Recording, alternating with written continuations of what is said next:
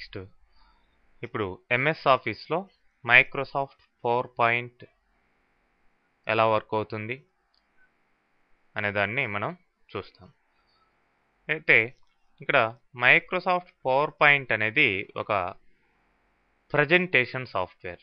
అంటే presentation గ్రాఫిక్స్ని slides రూపంలో మనం ప్రిపేర్ చేసుకునే దానికి ఉపయోగపడే సాఫ్ట్వేర్.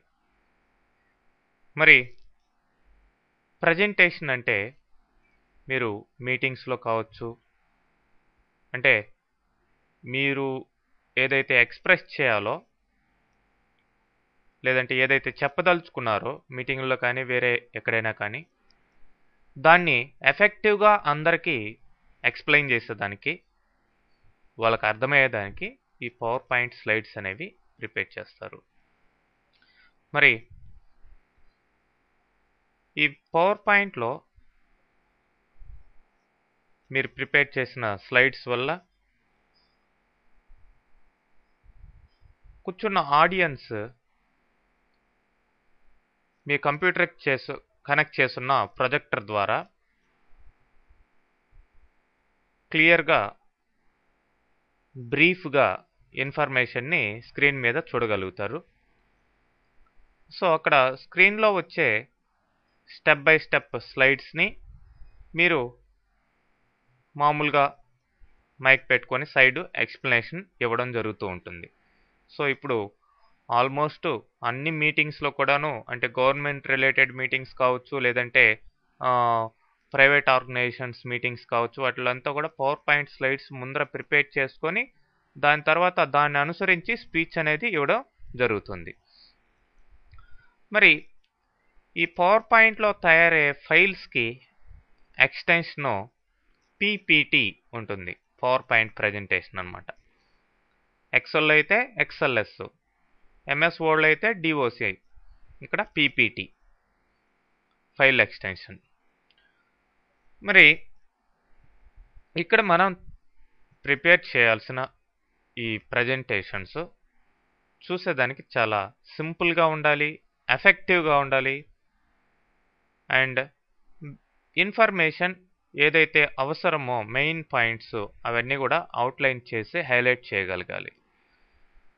సో అవన్నీ కూడా మనం ఇక్కడ ఆ విధంగా ప్రిపేర్ చేసుకున్నట్లయితే ఆ స్లైడ్స్ని యూజ్ చేసుకొని మనం ఎక్స్ప్లెనేషన్ అనేది క్లియర్గా ఇవ్వచ్చు. మరి ఇక్కడ ఈ పవర్ పాయింట్ ఎన్విరాన్మెంట్ చూసినట్లయితే చూడండి, మామూలుగా మీ మెనూ బార్, టూల్ బార్ ఇవన్నీ కామనే. ఇది స్లైడ్ ఏరియా.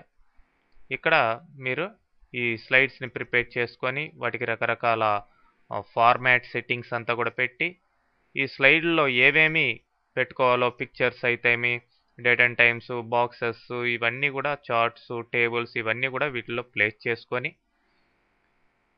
ఎలాంటి స్లైడ్ కావాలన్నా సరే మీరు ప్రిపేర్ చేసుకోవచ్చు. అంటే ఇట్లా ఓన్లీ టైటిల్స్, సబ్ టైటిల్ ఉండే విధంగా కావచ్చు, లేదంటే పిక్చర్స్, టేబుల్స్, కాలమ్స్ ఉండే విధంగా కావచ్చు.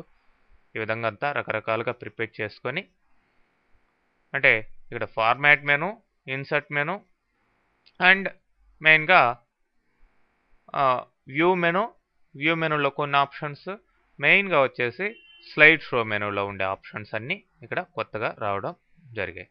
రిమైనింగ్ ఆప్షన్స్ అంతా కూడా అంటే ఫైల్ మెనూలో ఉన్నవి, ఎడిట్ మెనూలో ఉన్నటివి ఇవన్నీ కూడా ఎంఎస్ వర్డ్లో, ఎక్సెల్లో వచ్చిన ఆప్షన్సే.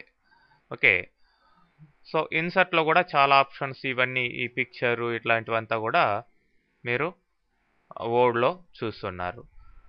వ్యూలో ఈ పైన ఉన్న కొన్ని ఆప్షన్స్ ఎక్స్ట్రా వస్తాయి. మరి టూల్స్లో ఆల్రెడీ ఇవన్నీ కూడా మీరు వర్డ్, ఎక్సెల్లో చూస్తున్నారు. కంప్లీట్గా చూడని మెనూ ఏంటంటే స్లైడ్ షో మెనూ, ఇక్కడ మాత్రమే ఉంటుంది. సో ఆ విధంగా మనం ఎలాంటి స్లైడ్ కావాలి, టైటిల్స్, సబ్ టైటిల్స్, కాలమ్సా లేదంటే టేబుల్సా, ఆ స్లైడ్ లేఅవుట్ ఫస్ట్ సెలెక్ట్ చేసుకొని దాని ప్రకారం దానికి రకరకాల ఇన్సర్షన్స్, ఎఫెక్ట్స్ అంతా కూడా పెట్టుకుంటూ ఈ స్లైడ్స్ని ప్రిపేర్ చేసి ఫైనల్గా వ్యూ అనేది చేసుకొని చూడడం జరుగుతుంది. ఓకే.